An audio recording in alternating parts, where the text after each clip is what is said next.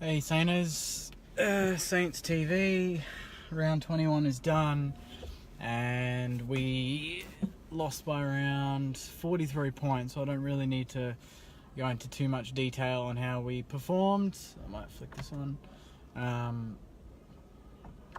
But again, Friday night, prime time, we're not going to have many of those next year after the way this season's gone, but I'm not going to go too long because we know the negatives and it's the same as every week. Game plan, it looks like we have none. Geary was horrible as captain.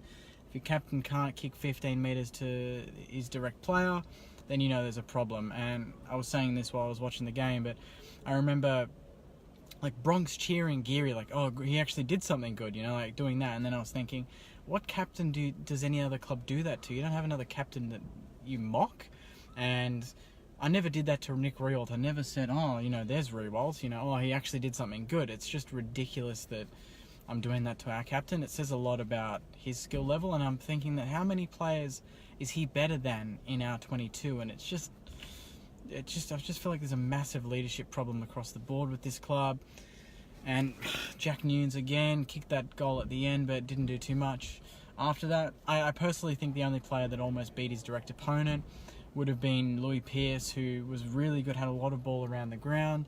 He had more hit-outs than Bell Chambers. His handballing was really good in close. He got a lot of good handballs to players on the run in the midfield, and I liked that about him.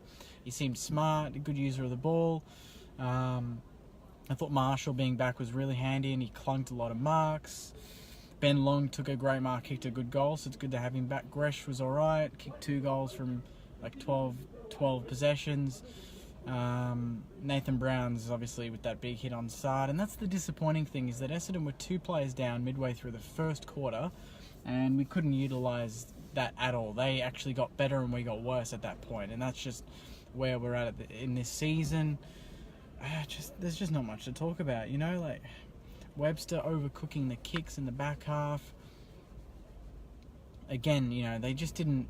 They came out all right in the first quarter and a half probably, and then 5-minute period where 4 goals were kicked very quickly. Tip and Woody, and a couple other guys, and they got 24 points up, and that was pretty much where the game stayed. 24 points, 30, 36, 42 points. I almost, towards the end, was hoping that Essendon almost kicked a lot of goals in the last quarter to just, make it beyond doubt, make it look worse, to actually force some sort of decision to be made. But again, we kick a couple of goals late, and Richo looks to fight another day.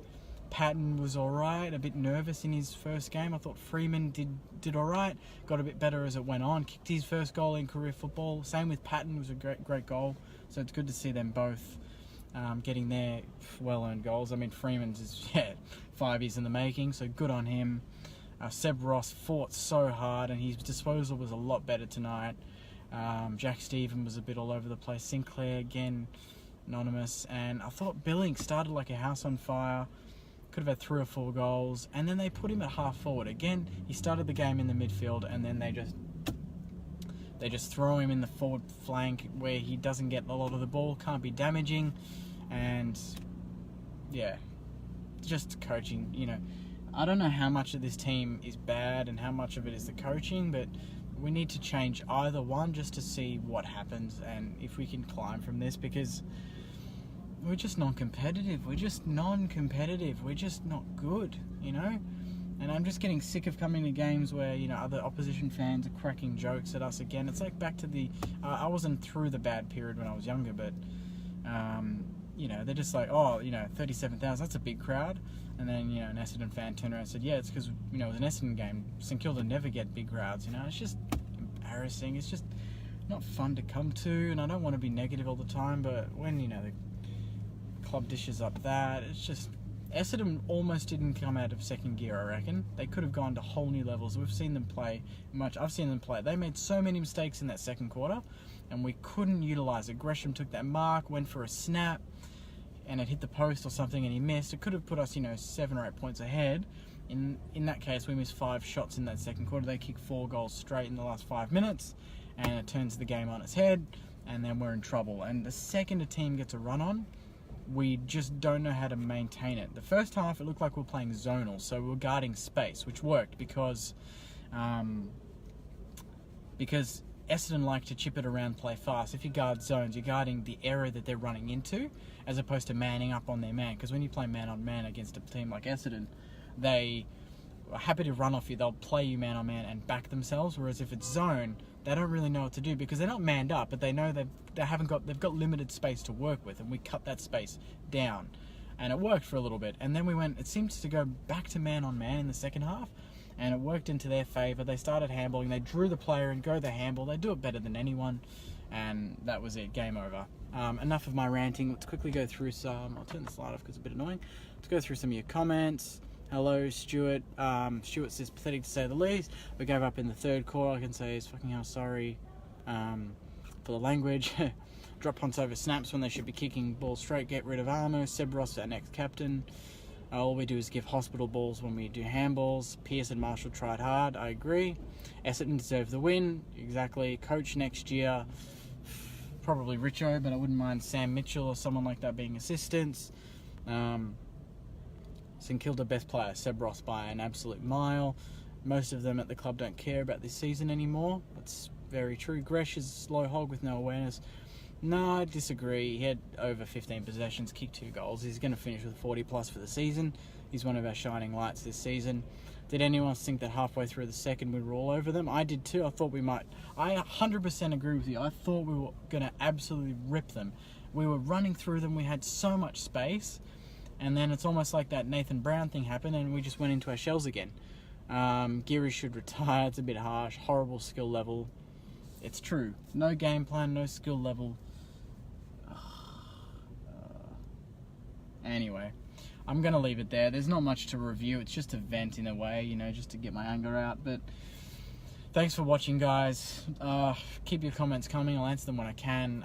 It's nearly 11. I've got to drive home and I've got to get up at 6:30 in the morning. And I'm going to play football in the rain in Dingley. So it's going to be a fun day tomorrow. But then we've got some big games like Geelong Hawthorn coming up. Collingwood Brisbane will be interesting. So we'll see how we go. And who do we have next week? We've got Hawthorn next week. So Hawthorn Saturday night. And then we've got North Melbourne in the last game of the season. So, geez, if we don't show something in the next 2 weeks, I'm going to be a very angry person to deal with. I went with an Essendon fan tonight and he was alright. He was actually worried in that second quarter when they had the players down and we were all over them. But as Saints do very well, they just kind of let a team look better than they are and that's it. Anyway, guys, I'm going to cut it there because I'm just going to keep talking negative and I don't want to do that about the club that I love. But in other news, the Premier League's back this season. I'm an Arsenal fan, so we're playing Man City. So let's hope that Arsenal cheer me up a little bit by the end of the weekend. But we'll see how we go. And then we'll talk about Hawthorn next week. Anyway, guys, thanks very much for watching. I'm sorry for being angry, but please leave your comments. Tell me what your thoughts were on the game. Who was your best player? Who was your worst player? And who was, the surprise of the game? I thought Pearce was the surprise. He actually did exceptionally well on a very good, almost all-Australian ruckman in Bell Chambers. So, good on you, mate. But actually, Ross, I'll leave it to you. Please tell me you have lost your love. Yeah, I have a little bit. The last 2 weeks, I've kind of lost my love for Sinclair, but hopefully he responds next week. Anyway, guys, it's late. All of you get to bed. Forget about this game again, like last week's, and the week before, and the week before that, and then let's look towards Hawthorn next week and see how we go there. Hopefully the Cats can injure a few of their players, and we'll see how we go. Anyway, guys, I'll chat to you soon. See you later.